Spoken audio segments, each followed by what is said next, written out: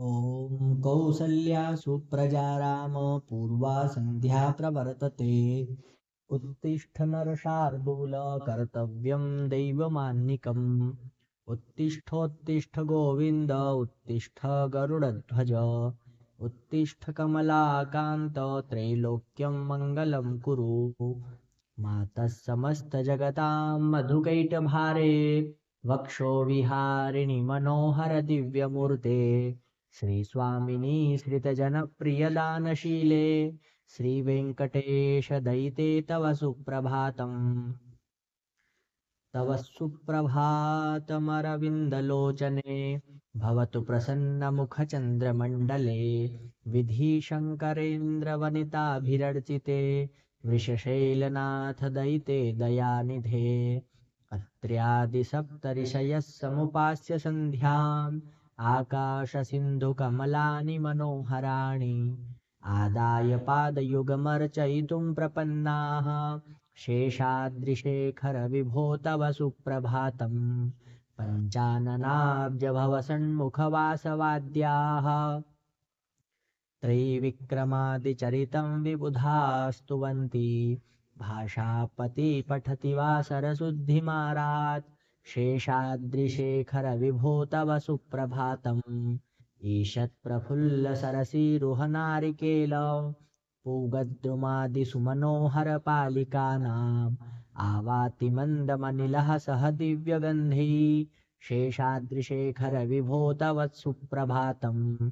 उन्मील्य नेत्रयुगमुत्तमपञ्जरस्थाः पात्रावशिष्टकदलीफलपायसानि भुक्त्वा सलीलमथकेलिशुकाः पठन्ति शेषाद्रिशेखरविभो तव सुप्रभातम्।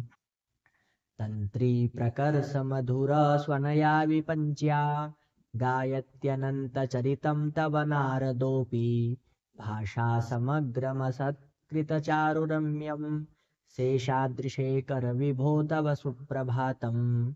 भृङ्गावली च मकरन्दरसानुविद्ध झुङ्कारगीतनिनदैः सह सेवनाय निर्यात्युपान्तसरसीकमलोदरेभ्यः शेषाद्रिशेखरविभो तव सुप्रभातम्।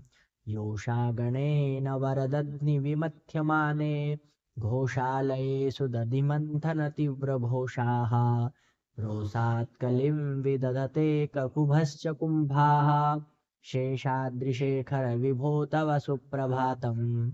पद्मेशमित्रशतपत्रगतालिवर्गाः हर्तुं श्रियं कुवलयस्य निजाङ्गलक्ष्म्याः भेरीनिनादमिव बिभ्रति तीव्रनादं शेषाद्रिशेखरविभो तव सुप्रभातम्। श्रीमन्नभीष्टवरदाखिललोकबन्धो श्रीश्रीनिवास जगदेकदैकसिन्धो श्रीदेवतागृहभुजान्तरदिव्यमूर्ते श्रीवेङ्कटाचलपते तव सुप्रभातम्। श्रीस्वामी पुष्करणिकाप्लवनिर्मलाङ्गाः श्रेयार्थिनो हरविरञ्चि सनन्दनाद्याः द्वारे वसन्ति वरनेत्रहतोत्तमाङ्गा श्रीवेङ्कटाचलपते तव सुप्रभातम्। श्रीशेषशैलगरुडाचलवेङ्कटाद्रि नारायणाद्रिवृषभाद्रिविषाद्रिमुख्याम् आख्यां त्वदीयवसतेरनिशं वदन्ति श्रीवेङ्कटाचलपते तव सुप्रभातम्।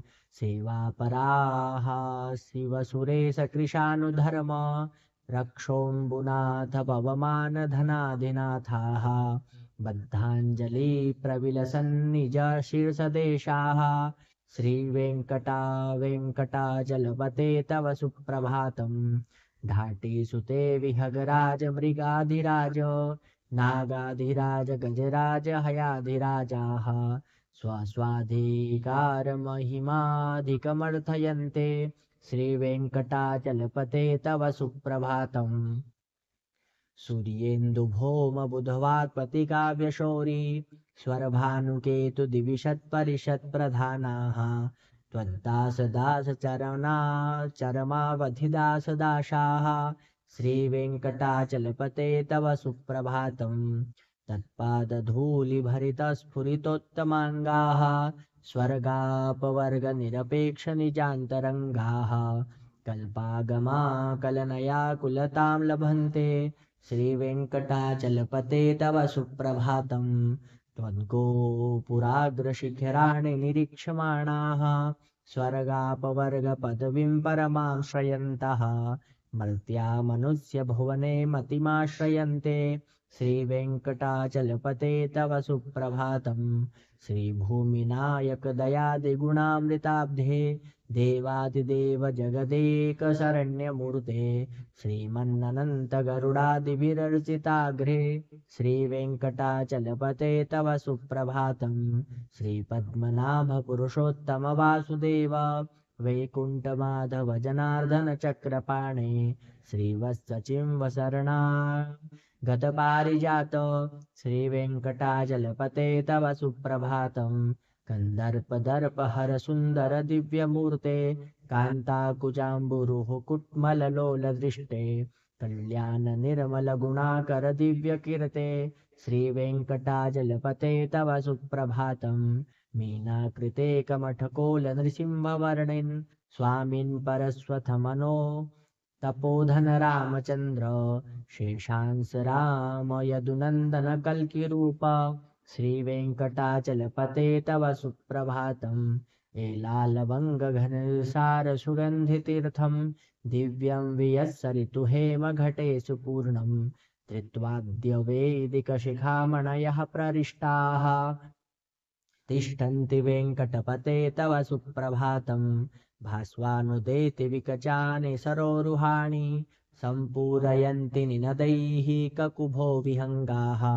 श्रीवैष्णवाः सततमर्थितमङ्गलास्ते धामाश्रयन्ति तव वेङ्कटसुप्रभातम् ब्रह्मादयाः समहर्षयस्ते सन्तः सनन्दनमुखास्त्वथ योगिवर्याः धामान्तिके तव हि मङ्गलवस्तुहस्ताः श्रीवेङ्कटाचलपते तव सुप्रभातम् लक्ष्मीनिवास निरवद्य गुणैकसिन्धो संसारसागरसमुत्तरणैकसेतो वेदान्तवेद्य निजवैभवभक्तभोग्य श्रीवेङ्कटाचलपते तव सुप्रभातम् इत्थं वृषाचलपतेरिह सुप्रभातम् ये मानवाः प्रतिदिनं पठितुं प्रवृत्ताः तेषां प्रभातसमये स्मृतिरङ्गभाजां प्रज्ञां परार्थसुलभां परमां प्रसूते प्रज्ञां परार्थसुलभां परमां प्रसूते वेङ्कटेश्वरस्तोत्रम्।